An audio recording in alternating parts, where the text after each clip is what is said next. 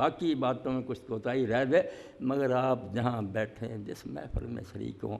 حضرت یوسف علیہ السلام جیسا انداز اپنائیں کہ پوچھا تو قیدیوں نے یہ تھا کہ ہم نے یہ خواب دیکھا، آپ کی صاحب، مگر لگن تھی نا کہ دین پہنچانا۔ آپ نے کیسے بات کو اس طرح موڑ لیا کہ بھئی میں بات آپ کو بتا دوں گا خواب کی تعبیر کھانا آنے سے پہلے، مگر یہ علم تمہیں پتہ مجھے کس نے سکھایا؟ اللہ کی طرف لے گا، اپنے آباء و اجداد کا تعارف کرایا کہ میرے باپ دادے کیسے پیغمبر گزرے، توحید کا آواز کیا۔ جب دل کو لگ جائے نا بات، بے شک خبروں پر تبصرہ ہو رہا ہو، شادی کی محفل ہو، آپ کے اندر اتنی صلاحیت دانائی ہونی چاہیے کہ لوگوں کو محسوس بھی نہ ہونے دیں آپ کہ یہ ہمیں کچھ سبق پڑھانے لگیں، ان کی باتوں میں لگ کر نہ بات کو اس طرح موڑو کہ وہ سمجھے وہی سلسلہ چل رہا، مگر دین کے ساتھ وہ بات جڑ جائے۔ اس کے لیے انتہائی لگن اور شغف کی ضرورت ہے۔ جب دل میں یہ بات بیٹھ جائے گی نا کہ اللہ کے رسول علیہ السلام جو ہمیں دے گا،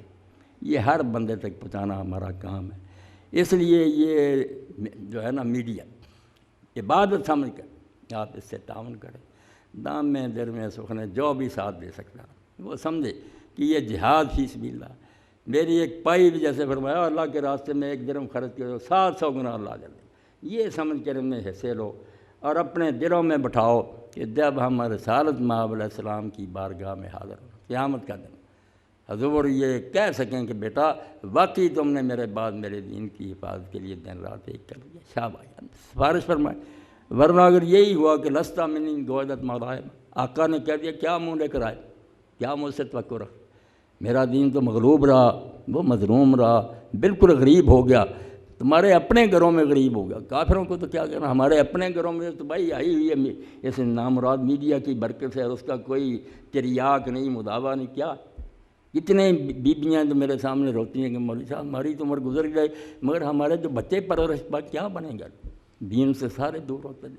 حافظ قرآن بچے چھوڑ گئے نوازیں سارے، ان کے والد روتے ہیں کہ ہم نے اتنے شوق سے۔ تو اس سیلاب کا توڑ کرنے کے لیے جو کوشش آپ کر سکیں، تھوڑا سا بند زبان سے، اللہ نہیں دیکھے گا کہ تم نے کیا کیا، جتنا بس میں تھا اس میں کوتاہی نہ کریں، کوئی چیز نہ سوچیں۔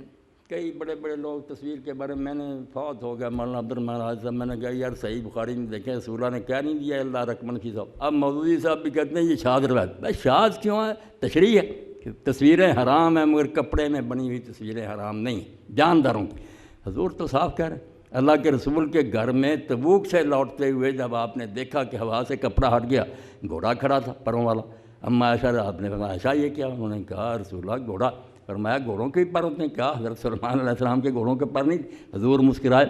تو جو تصویریں شرک کے لیے کہ کوئی اپنے بزرگوں کی رکھتے ہیں دکانوں مکانوں میں کہ برکت ہوتی، وہ غلط بات، اوریانی اور بے حیائی والی بات۔ اور دین کو پھیلانے کے لیے آپ جو کریں گے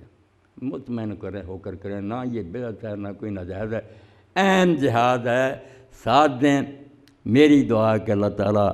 اس منصوبہ کو کامیاب کرے، اس میں برکت دے، اور اس چھوٹے سے درخت کو اللہ تعالیٰ تناور بنا دے، اور پوری دنیا میں یہ بات جو ہے نا سارے مسلمانوں کو یہ سمجھ دے دے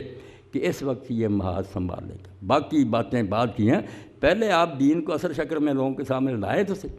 پھر انشاءاللہ بہت سے لوگ یدخلون فی دین اللہ افواجا ہوگا۔ وآخر دعوانا الحمدللہ رب العالمین، وصلی اللہ تعالی علی عبد اللہ ورسولہ خاتم النبیین سیدنا محمد و آلہ وصحبہ اجمعین۔